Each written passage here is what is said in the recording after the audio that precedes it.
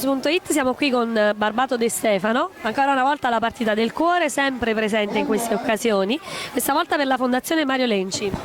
Sì, io faccio poche partite durante l'anno, però quelle che faccio hanno un grande significato, perché c'è un senso di amore straordinario che si vede attraverso gli occhi di tutte le persone che hai intervistato, perché è bello riuscire a fare una cosa col cuore, riuscire a stare nel cuore di altre persone senza parlare. Stasera anzi sei stato anche un po' organizzatore, sei stato tu a riunire la maggior parte di noi.